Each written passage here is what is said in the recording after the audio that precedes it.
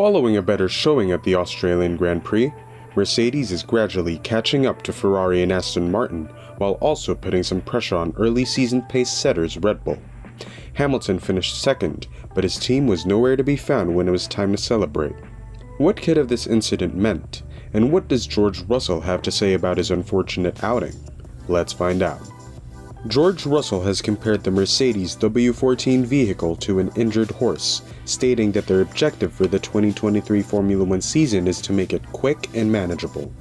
Despite winning only one race in 2022, which was won by Russell in Brazil, Mercedes was taken aback when they were 0.6 of a second behind pole position at the season's first race in Bahrain.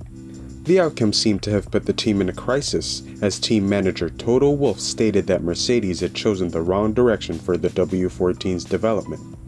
Consequently, he instructed significant changes to be made in order to bring back Russell and Lewis Hamilton to their usual level of winning races.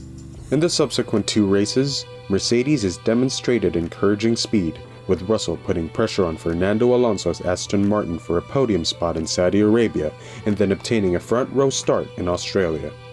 In the initial phases, both Russell and Hamilton were in the lead. However, Russell had to retire after 17 laps due to an engine issue. In a thrilling race, Hamilton managed to secure Mercedes' first podium finish of the season. When asked by the German publication Bild if the uncompetitive Williams car, which he drove during his first 3 seasons in F1, was simpler to operate than his present Mercedes car, Russell commented, "It is comparable to riding a horse. A Mercedes is a faster horse than Williams, but it's not just about speed. Riding a horse from A to B and it doesn't zig is like sitting in a Formula One car that suits your driving style. One merges into another. At the moment, however, we have a lame horse. We know that it has a lot of performance in it, but it is not happy that someone wants to ride it, and the way of riding style does not suit him either. It still has its own head, which sometimes runs the risk of throwing you off. We still have to get used to each other and develop it so that it becomes fast and tame."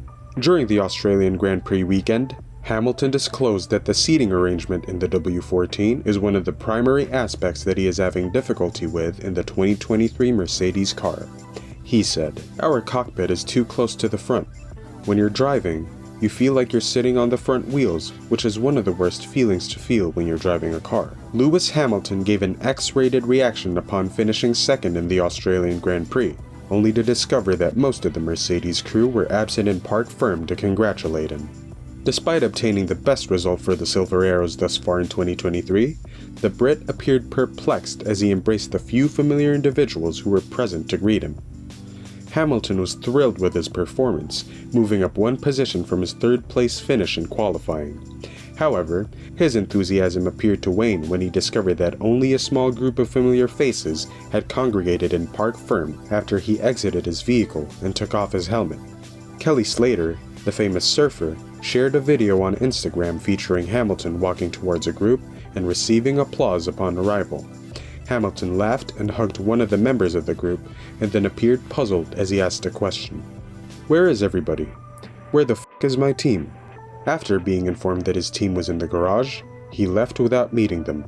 He gave an interview to F1 TV, appearing slightly annoyed, after the podium ceremony because he had still not had a chance to see his team.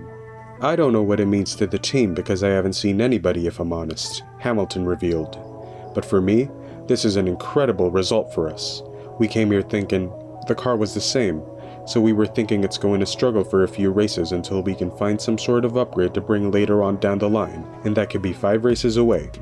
But for us to qualify in the front 2 rows and then be in the mix, both racing for first and second, oh my god, it was really super exciting and really unfortunate for George because he was doing such a great job."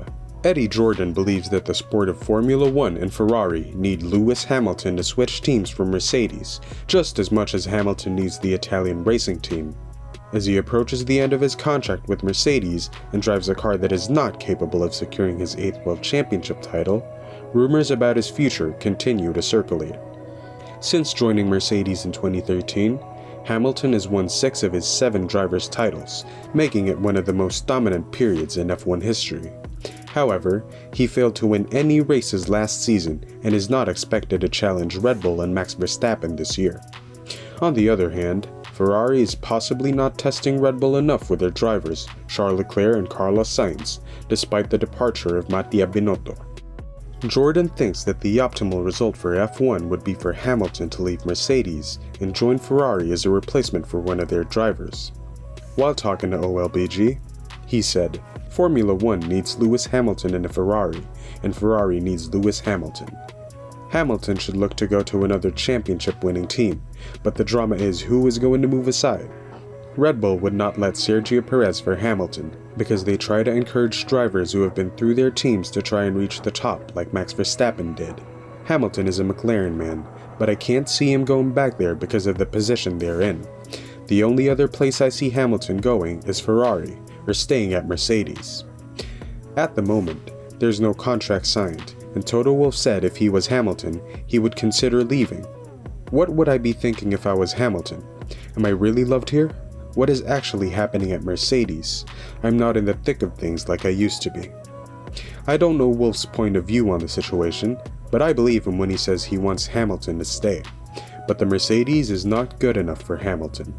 Wolff has acknowledged that if Mercedes is unable to provide Hamilton with a car that can win the championship in the next few years, he would agree to Hamilton's departure. As a driver, if he wants to win another championship, he needs to make sure that he has the car, Wolff said last month.